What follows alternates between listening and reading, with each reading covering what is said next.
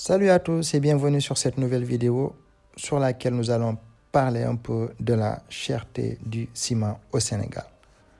Pourquoi le ciment est-il cher au Sénégal actuellement? À l'heure où je vous parle, la tonne de ciment sortie d'usine coûte 67 000 francs CFA, soit 102 €, contre 48 000 francs CFA vers les années 2010.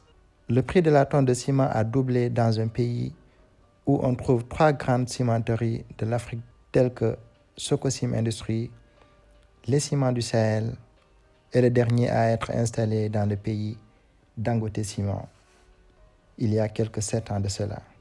Je ne sais pas si vous vous rappelez, lorsque Dangote était venu au Sénégal, il avait proposé de vendre le sac de ciment à 2000 francs CFA à l'époque, où le sac était vers les alentours de 3500. Mais ses concurrents, notamment la Sococim, a refusé. Et les a traduits en justice, puis ils ont trouvé un consensus. Et Dangote a été obligé de s'aligner avec les prix qui lui ont été proposés par la concurrence. Personne, je dis encore personne de la société civile n'a manifesté ou n'a contesté ce complot ou encore cet abus de pouvoir de la part de la grande société de cimenterie qui est installée au Sénégal depuis des dizaines d'années et qui s'imposait et a pu profiter de sa supériorité pour imposer son prix. Et pourtant, au Sénégal, on a des gisements inestimables de la matière première qui permet de fabriquer le ciment. Nul n'est obligé de faire des tunnels ou des galeries pour trouver cette matière première qui est utilisée pour fabriquer le ciment. L'exploitation se fait à ciel ouvert, c'est-à-dire rien qu'avec une pelle. Vous tous qui regardez cette vidéo avez déjà marché sur cette matière première ou plutôt l'avez aperçue une fois dans votre vie. Pour le cas du Sénégal, elle se trouve concentrée sur la route nationale numéro 1 en sortant de Dakar pour aller vers Thiès. Le ciment est fabriqué d'une simple et petite formule. Je vais vous le dire, vous n'allez pas y croire, mais c'est la vérité.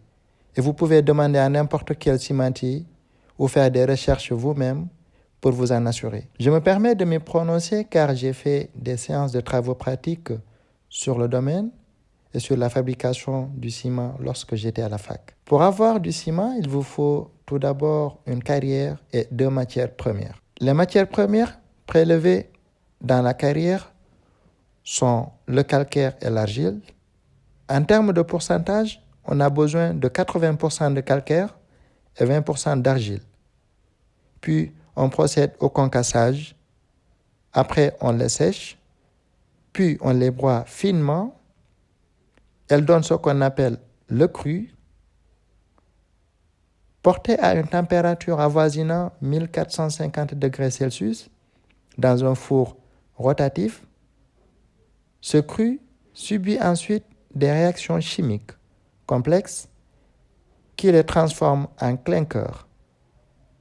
L'étape finale, le ciment est obtenu en broyant finement le clinker avec divers ajouts qui déterminent les qualités attendues du produit final, qui n'est rien d'autre que cette dénomination que vous voyez marquée sur les sacs de ciment, c'est-à-dire CEM en chiffre romain 1, 2 qui va jusqu'à 5. Donc si on fait un petit calcul très banal, pour fabriquer une tonne de ciment, soit 1000 kg de ciment, on a besoin de 800 kg de calcaire et de 200 kg d'argile. Ce qui veut dire que rien qu'avec une pelle et des brouettes et du feu, vous pouvez vous faire 100 € par jour avec une tonne de ciment. C'est fou, non? Il y a eu récemment un tiraillement entre les cimenteries et le gouvernement. Et finalement, ils ont trouvé un consensus qui permet toujours de mieux entuber la population. Tout laisse à penser que l'État a augmenté les taxes pour mieux se faire de l'argent ou encore les cimenteries ont profité de la situation actuelle vu qu'il y a une hausse ou encore des flambées dans tous les secteurs. Pourquoi pas augmenter le prix du ciment? Who knows? Mais ce dont on est sûr, c'est que la population qui en paie toujours les prix et non les gouvernants ni les patrons. Bref, dans un pays comme le Sénégal, on trouve le calcaire et l'argile sur des centaines de kilomètres et des zones qui disposent du marbre dans la région de Kédougou, pouvant être aussi utilisables pour la fabrication du ciment ou encore des granulats et je dirais en gros des matériaux de construction, ne devraient donc en aucun cas être confrontés à des augmentations à ce point. L'État peut de son côté diminuer ses taxes afin d'alléger les charges. Les grands patrons à leur tour aussi doivent diminuer les bénéfices qu'ils réalisent afin qu'on puisse construire ensemble le Sénégal dans le partage équitable des ressources. Plusieurs pays n'ont pas la chance que nous avons, c'est-à-dire d'avoir autant de calcaire à côté de la Petite Côte, c'est-à-dire à la porte de Dakar, si je n'ose dire, à côté du palais présidentiel, tellement que c'est proche de la plus grande ville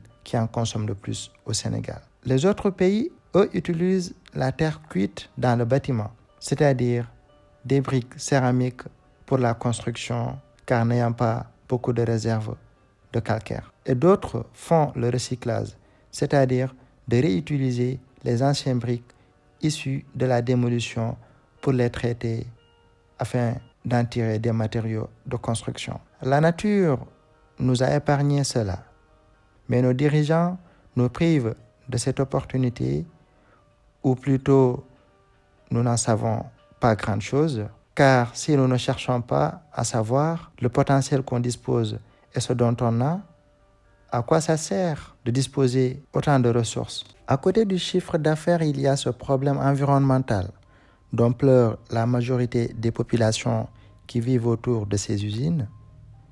Au Sénégal, il n'existe pas de centrales de charbon ou encore des tours de centrales nucléaires, mais les nuages épais de poussière qui envahissent le décor de la ville de Rufisque ne restent pas inaperçus. Sans aucune qualification dans un domaine précis, on sent nettement que l'air n'est pas pur dans ce secteur quand on passe à côté. Et depuis plus de 70 ans, les habitants de Bargny vivent avec le reflux toxique de la plus grosse cimenterie de l'Afrique de l'Ouest. Conséquence évidente, si on sait par exemple que chaque année 250 000 tonnes de charbon sont nécessaires pour fabriquer le ciment. Et pour les autres sociétés, on peut parler des impacts néfastes sur l'agriculture, sur l'élevage et la santé des populations qui n'épargnent aucune d'entre elles.